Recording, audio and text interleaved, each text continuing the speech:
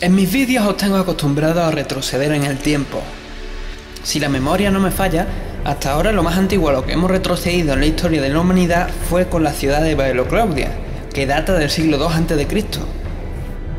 Hoy os quiero llevar a lo que podríamos llamar el principio de todo. Me arriesgaría a decir que hoy vamos a ir hasta antes incluso de que el hombre fuera hombre. En esta ocasión viajaremos a la prehistoria, una época en general nada apasionante para mi gusto, pero que a veces encierra misterios que sí son capaces de captar mi atención. Vamos a una zona muy importante de Sevilla, el Aljarafe. Este lugar es uno de los yacimientos más importantes de Europa en cuanto a este tipo de cosas. ¿Y de qué estamos hablando? De temas funerarios en la época prehistórica. Si mal no recuerdo, de hecho nos comentaron que hay como unos 60. No todos serán del tamaño de lo que vamos a ver hoy, pero no es un mal número, ¿no? El tema es que esa cantidad de enterramientos se debe a que antes aquí había un asentamiento prehistórico, que se pusieron aquí aprovechando que aguas más abajo estaba el mar. De hecho, solo estaba a unos kilómetros aguas abajo. Llegaba hasta Coria y en la época romana se conocía como Lago Ligustinus. Pero bueno, antes que nada, ¿sabéis que en la prehistoria había básicamente dos tipos de pensamiento?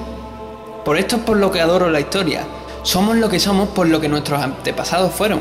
¿Acaso pensáis que a día de hoy hemos evolucionado realmente?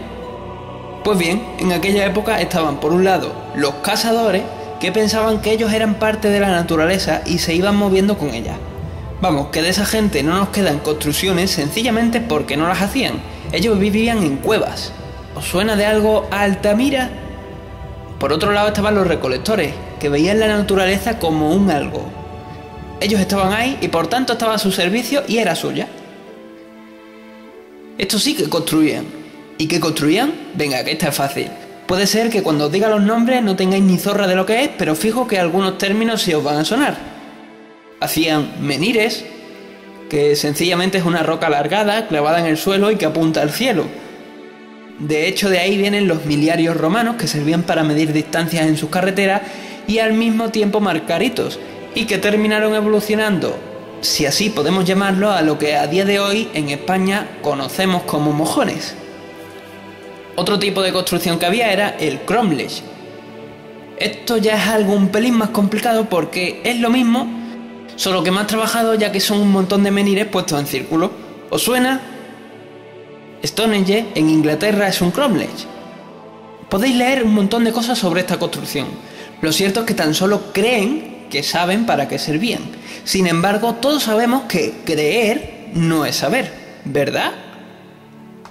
De todos modos, es muy complicado estudiar este tipo de cosas porque hay un problema, que es que no hay escritos de la época.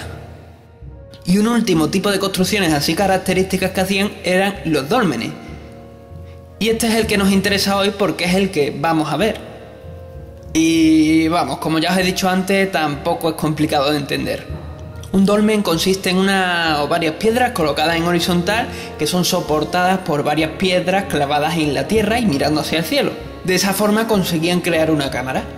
Este tipo de construcciones se usaban como enterramiento, aunque también tenían otras funciones.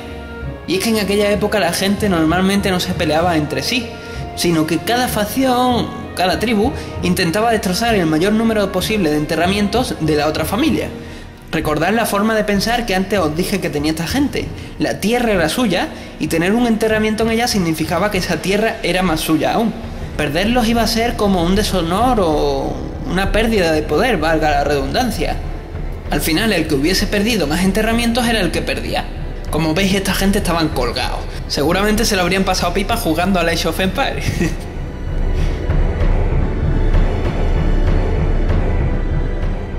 Bueno, ¿qué? ¿Vamos a explorar?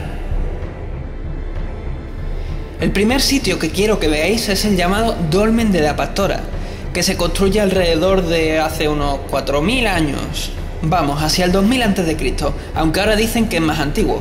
El caso es que lo descubren en 1860 cuando quieren plantar un viñedo y excavando, el suelo se les viene abajo y se encuentran con esta inesperada cueva. Esta es la razón por la que la primera parte del edificio vais a ver que está totalmente destrozada. Quiero que os fijéis también en una cosa, aunque va a ser difícil sin una brújula, así que simplemente me vais a tener que creer. Normalmente los dólmenes están orientados este-oeste, con la entrada hacia el este. Sin embargo, este está al revés, y además está construido de forma que en un determinado día del año el sol entraría al atardecer, cruzaría el pasillo y terminaría iluminando la hornacina que vais a ver ahora luego.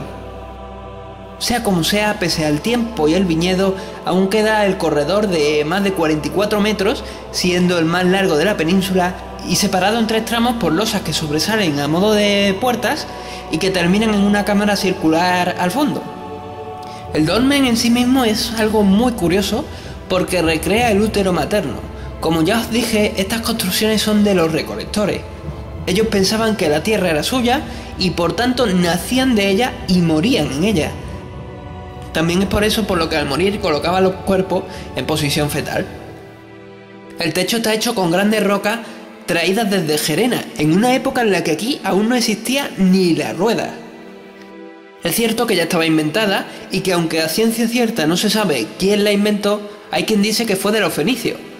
Sea como sea, en esa época esta gente ya había llegado a la península ibérica, pero solo a las costas mediterráneas y aún no se habían movido mucho. Así que realmente estas tribus conocen tanto de la rueda como de la comida rápida. Vamos, nada. Debieron tardar como 3 meses en traer esas piedras de un sitio, como ya os he dicho, Gerena, que para el que no sea de aquí tampoco es que esté a una distancia tremenda.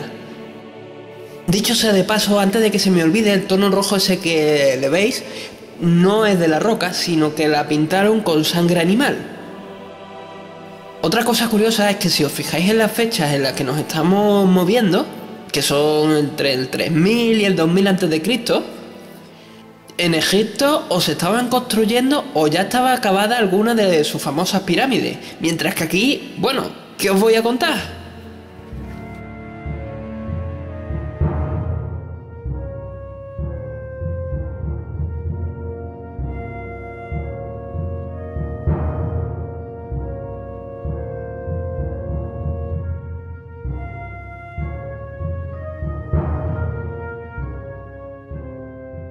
El siguiente y último sitio al que hoy vamos a ir es el dolmen de Matarrubilla. Y no es que aquí matasen a una rubia, o quizás sí, quién sabe. Este fue el segundo dolmen que se encontró en Valencina, que es el pueblo donde está todo esto. Al igual que ocurrió con el anterior, fue descubierto por temas del campo. Estaban labrando y ¡zasca! Corría el año 1917. Este tiene 32 metros. Aunque en realidad da la sensación de ser más pequeño porque el pasillo es mucho más ancho y también un poco más alto que el anterior. De este sitio lo más llamativo es la piedra central que hay en la cámara final. Y la parte curiosa está en que debieron ponerla ahí antes de que terminara la construcción porque es que no cabe por la puerta. Se supone que es como un altar o un sitio para dejar ofrendas, pero iros a saber si no era una mesa de picnic para escapar de la calufa del verano de aquí, ¿eh? Solo hay un problema y es que no hay luz. Así que si en el anterior habéis visto poco, aquí ya ni os cuento.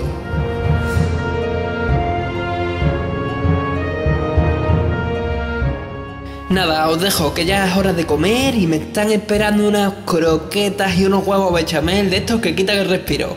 ¡Buen camino!